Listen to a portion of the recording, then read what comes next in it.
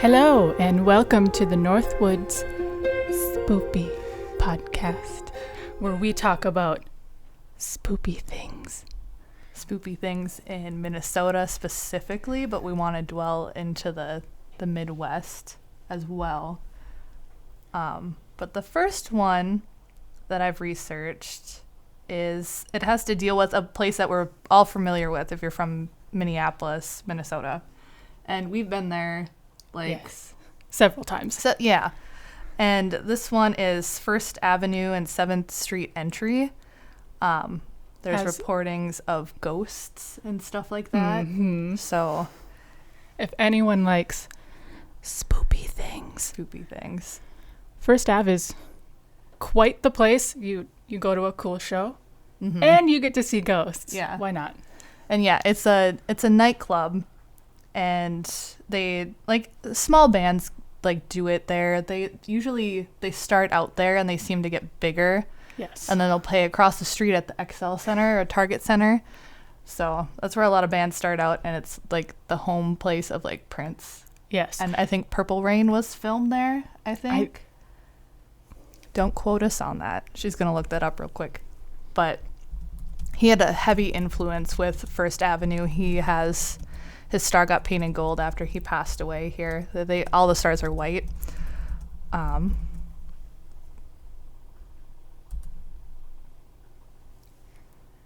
Yes. Okay. Yeah, it was filmed First there. Ave also made an appearance in Prince's 1984 film Purple Rain. Yes. Which, if you haven't seen it, please watch it. It's very nice. Very, very nice film. So tell us about the spoopy things. I have been inside of this building. Yes. Told after. I told her when we were mid-concert. But the first one I want to talk about is a ghost or an entity named Slippy, is what the workers call it, or him. I think it's a him.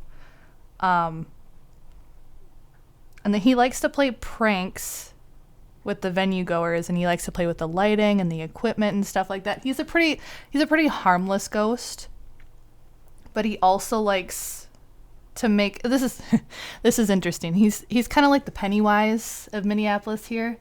He likes to make a balloon kind of float up and down a staircase. That's kind of what they've said that he's done before, other than messing with equipment and stuff like that. He likes to make the balloon. Are you serious? Yep, it just kind of pops up out of thin air, and then it'll float up and down, because there's two staircases in there on opposite sides, so you can go to the upper deck and watch the show. Supposedly, I think it's those stairs. One of them, he likes to do that. I'm so glad Yamha's didn't have any balloons at their show. Right? No, they just had an inflatable swan. I think it was Bob. Yes, Bob the Swan. But Slippy's not the only ghost. There's also reports of DJs reporting hearing strange things over their headphones, like growls and screams and stuff like that, which I don't think is Slippy. I think it's probably something else.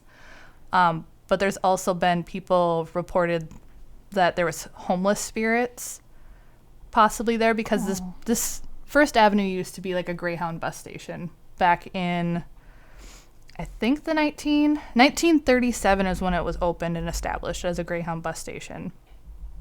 And then it closed in about 1968. So for a while there was a lot of traffic, and homeless people would go there and sleep there. So that could be also spirits of the homeless there as well. That could be messing with equipment or whatever else.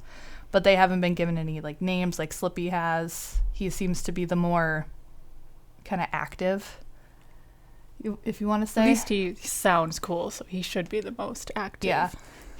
He's the Minnesota Pennywise, it seems like. And the next one, there's another really prominent one, but I just want to disclaim that there is a suicide warning for this. This has to do with a suicide, and I don't want anyone to listen to it if they're triggered by that. And this one dates back again to when it was a bus station. And I think this happened in the 60s, I want to say. There was a young woman who's said to be blonde, wearing a green jacket, and people see her in the bathroom, the women's bathroom, specifically in the fifth stall. And people have reported seeing full apparitions of this woman hanging herself. Because as the story goes, she was upset that she was at the bus station. She was upset because she found out that her boyfriend did not survive the war and he was not going to return home. So she went up to the bathroom area, which is still original. The tiles and the floor tiles and everything are still original to the Greyhound bus station at First Avenue. So it's said that it happened in the fifth stall in the women's bathroom. Yeah, and we went up there. Mm-hmm. It was like almost the end of... Well, you went up there for when we went to see the Midnight. Yep, I went in there by myself, but I don't think I was alone. I think there was other ladies in the bathroom, but she didn't go with me. No. But I was front row. I wasn't going to miss my favorite band. But I forced her to go in there when we went to the other concert because I had already read and researched this, and I was like, you have to see the bathroom. Mm-hmm. And I told her what happened and the story behind it. While I was in there. But she didn't go into the bathroom. I was the one who had to go to the bathroom, but I did not go in the fifth stall. Safely by the door. Yeah, and I didn't see anything. So, but there's also claims that you shouldn't go in the bathroom at night because that's when she seems to be the most active and when she shows herself is at night and like in the dark. That's what the custodians and the janitors have said. Don't go in there at night by yourself. And there's also a lot of claims by the concert goers and employees at the venue that say they've seen her in full apparition with the bent neck because she hung herself, but also she kind of shows up on the dance floor too without any legs dancing, this blonde woman with a green jacket. So that's another thing. And that too, I didn't see anything like that, but I'm not sure if it's... Yeah, I don't think I've ever seen the floor empty. Really, no, and I don't know if you'd be able to see her because it's always packed like sardines, at least the concerts that we went to on the main floor. So we never saw any activity. And I didn't see any specific firsthand stories when I was researching this at all. Yeah, that's the other weird thing. We have these very prominent stories, but not a whole lot of people have experienced them. Yeah. That I've seen at least people posting on like social media or anything. It's all been like articles that I've read. So like reporters have just reported on it. But there is one person here from a radio station, 103.5. His name is Dave. And he's investigated the venue numerous times. And supposedly the upstairs lounge, the record room, is the most active area is what he says. And we were up there. Yeah, and that I was think the top part. I think that's where all the guys do the sound control. Yep. I think. Oh. And funny enough, the former general manager, Jake Myers, who ran the club from 1980 all the way until the current manager, Nate Kranz, I think is how you say his name, took over in 2010, says he noticed something unusual about the record room and decided to open up the wall only to find 12 square feet of empty space inside. With I don't think there was anything in there. They just kind of sealed it off. Which doesn't make any sense to me because why wouldn't you want a little bit more room or make it a storage unit or a utility closet or something like that. So I'm not sure. The building is deceiving too because when you walk in, everything is so tight. Mm-hmm. But they have to have the space for tour buses to come in, the green room for the band. Yeah. Even the bars that are in there on the sides, so we have no idea the actual scale of the building. And we'll show pictures here, but it's not a big venue. I think the max is 1,500 people is what they can have there. Mm-hmm. So legally. Yep. I'm sure there's been more. Yep. And then I think they interviewed, I think this is Dave here. There was only one thing in there and it was a big booth, a pew. Okay, there was something in there. What? The rumor was that's where the woman had died. They had walled it in. When they knocked down the wall, there was just the pew sitting in there. And I have a couple pictures of when it was a gray bus sound station and then the actual exterior, and we'll post those. But yeah, it's just weird that they would block off a room and there was something in there. And I don't know if maybe she hung herself and they moved her to this room as she was already passed, maybe, and laid her down because this was a bus station. Maybe they moved her to a pew or something, just that would make for the authorities to come. But yeah, that just seems really odd that they would do that. Especially when usually crime scene, you don't want to touch anything fingerprints wise, photography wise. Yep. And if she did hang herself or hung herself, then you would probably leave her there until the authorities come. Yes. But I don't know, since it wasn't a technically public bathroom. That seems a little jarring for like anyone to just walk into. They could have taped it off. Mm-hmm. Yep, they could have just closed the door. Yeah. But this was back in, I think, the 60s when this happened. So I'm sure things were a lot different back then for like not police a whole lot work of and rules stuff. Mm-hmm. for that. And there's also, I didn't write a whole lot of it in the notes here, but apparently this I didn't find really any evidence of it. There was like an interview on TV. This one woman, I think it was a psychic, had went throughout the building, and there's reports that it used to be a slaughterhouse before. I'm not sure if this was pre-Greyhound or between it being a Greyhound bus station and it being a concert venue, but I'm pretty sure someone bought it in the 80s, so it would only have like maybe a 13-year gap or something like that. As slaughterhouse, do you mean like an animal slaughterhouse? Ghost pigs running around. And there's been reports like in the basement that you can hear like animal noises. What? So that's another thing too. Yeah. That's crazy. Yeah. Can you imagine if we were in the show and we just heard like an animal? That'd be weird. But I'm not sure if it's like specifically cattle or like pigs, but they just said like animal, like farm noises is what they've heard. That's spooky. So you don't hear too many stories of like ghost animals. No. Yeah, it's usually humans. No, unless it's like demonic, like a creature, like a demonic entity. Yeah. But yeah, usually not an actual animal.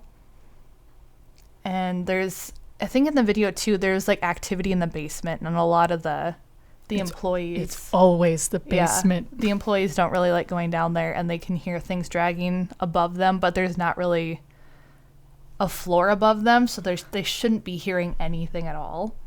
That's so scary. So that's something else I too. heard that I would leave. Like, yeah, here's my 2 weeks. I'm out. Yeah. So that was a lot of them are from like the actual employees that work there, and there's a lot of people. They employ a lot of people. Yes, they have and they're obviously going to see everything firsthand, because even like Emily's had experiences working at like an old like mansion venue she did tours at. Yeah. So it's like you probably don't really see it unless you're working there. You're there all the time. Yeah, but you have everything memorized. It's just muscle memory until you see something really odd just for a millisecond. Yep. So the more that you're in the environment too, the more you're going to see. Yeah. So that's pretty interesting. The spookiest part. Yeah. But that's really all that I've found so far. I'm sure there's more ghost stories that maybe if I trolled around on like Reddit and stuff like that, people have posted their own like ghost stories and their own experiences at First Avenue. Yeah, it's so funny. Like our actual news stations here did articles on it. The radio station had an article on it. So it's very, very funny. Yeah. Like this is it's a pretty significant venue too. I think that's why so many people are interested in it. Yeah. And people who are into like the supernatural and stuff like that would be interested in it, just because it's a well-known place here in Minneapolis. Oh yeah, it's like one of the top things to do here. Yeah. If you're not from Minneapolis, you come to Minneapolis and just walking by, you'll see people take their photos in front of all the stars. It's pretty iconic, not gonna lie. Everyone looks for Prince's star. Especially, thanks to Prince. Yeah. Yeah, but no mention of any like celebrity hauntings, I don't think there. I would hope At least not that I came across. Yeah. It was all just kind of like the homeless and the poor woman. Yeah. But nobody of like influence or anything like that I noticed. Yeah, there's a ton of pictures here that she's looking at, and it is kind of funny when we went to see the Midnight Flamingosis perform beforehand, and he's a DJ, so it'd be kind of cool to tweet at him and be like, hey, did you notice anything Right, odd yeah, when you if were we playing? could like actually talk to people who have worked behind the set, or even like the employees too, just to interview, that'd be really cool. Because you can't really go there, because it would be so fun to do like a EMP reading or something like that. But most of the time they have a show or something, because it is a bar. Every night. It is a nightclub. So I think it'd be really interesting to do EMP readings, but it's hard to get in there just because it is a nightclub. And they have like 2 levels, two sections of like security. They check your ticket and your ID, and then you go into the next wave of staff and they recheck your ticket, stamp you. So you can't just like walk in to get something at the bar. Carrying your gear, you would have to get like a approval from the manager or something like that to actually go in and to actually do an EVP. I think that's what they kind of did for that one interview that I saw. Care the 11. psychic went in.